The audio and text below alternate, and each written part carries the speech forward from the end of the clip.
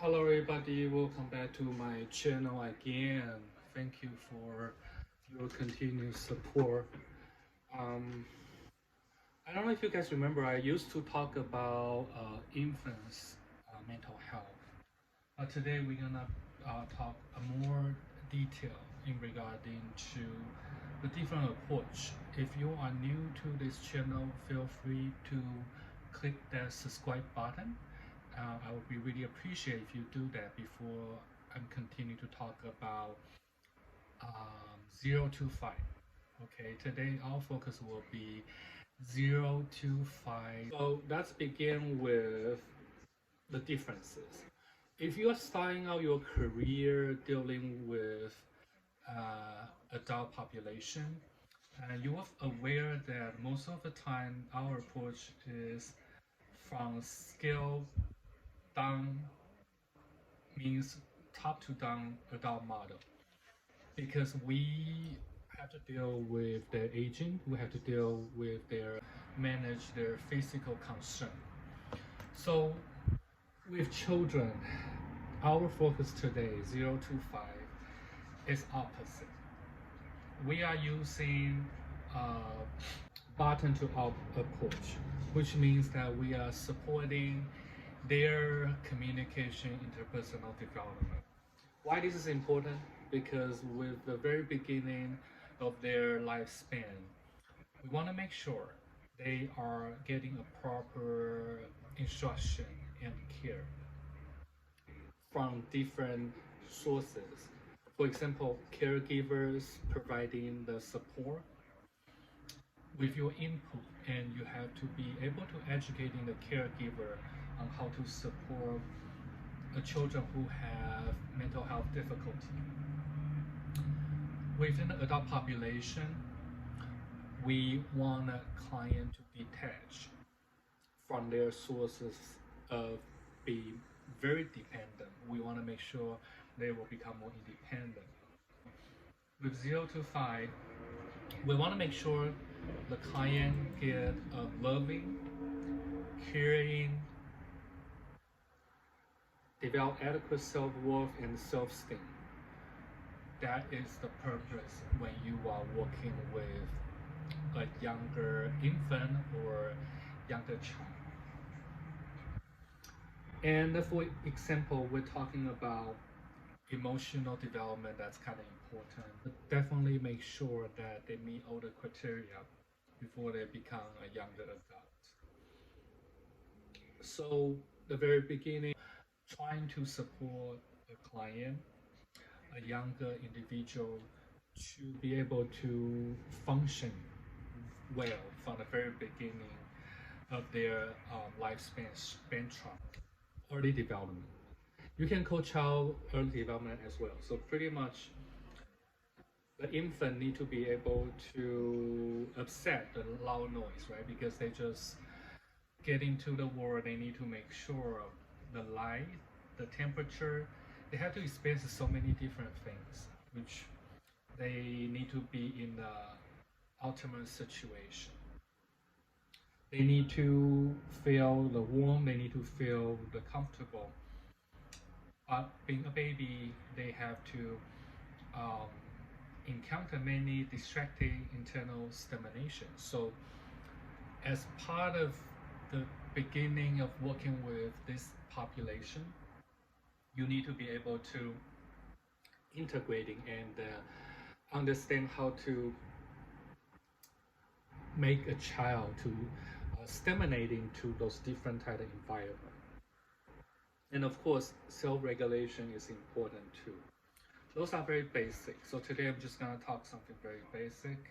If you are new to the 0 to 5 population, and this is something that you probably need to know. Like we mentioned before, interpersonal communication skills are quite important.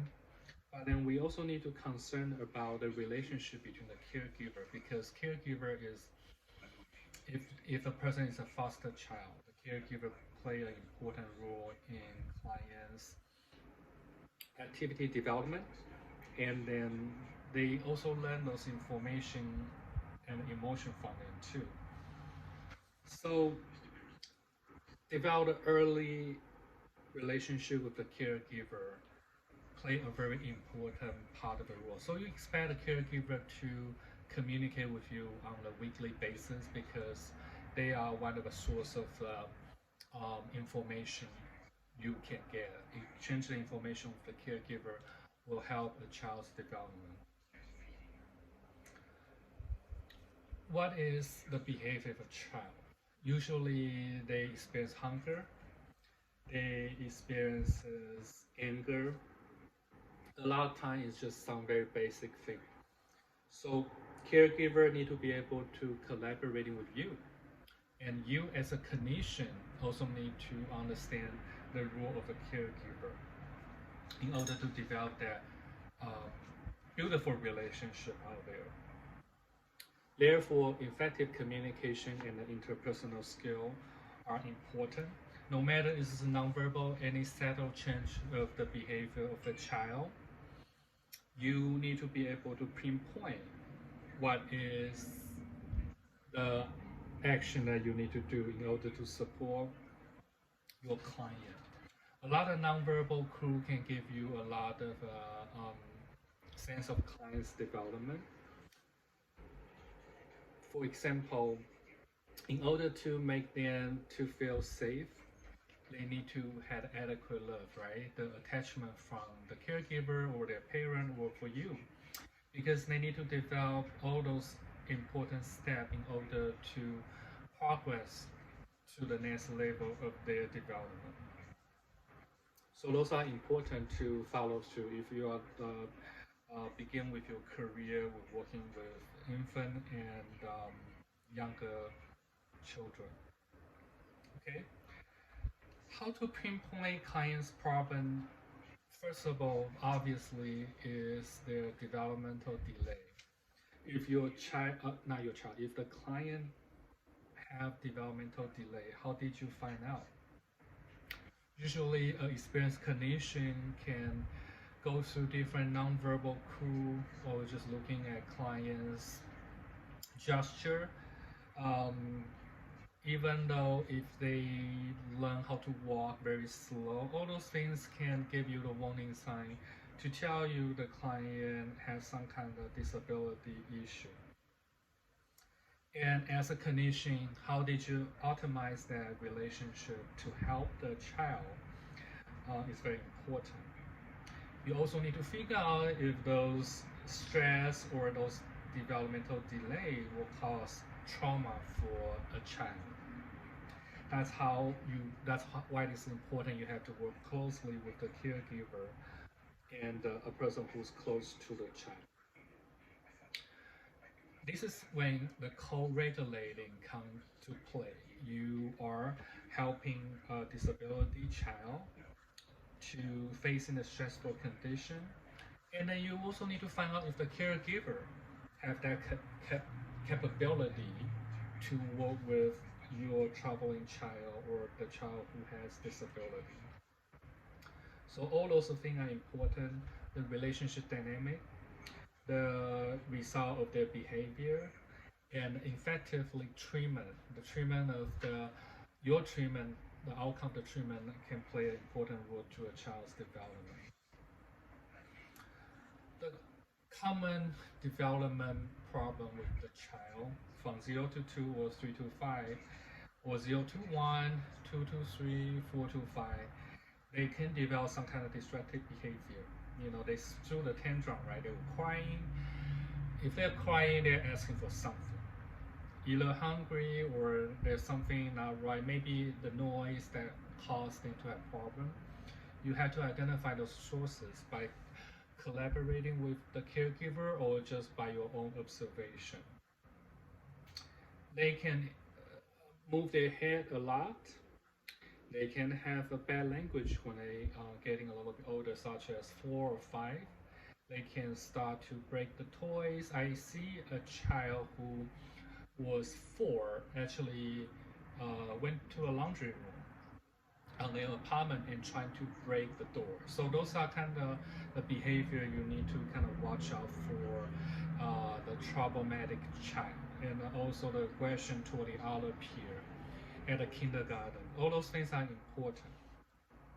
So better watch out for those things when you're working with a child who has difficulty manage their mental health. And then, of course, important things is to provide your intervention to support them. Like I said, communication, interpersonal skill, emotional development are important for those group of the people, the population. So you need to be able to figure out how to work with them. Treatment plan consideration is important. Watch out for the caregiver's response.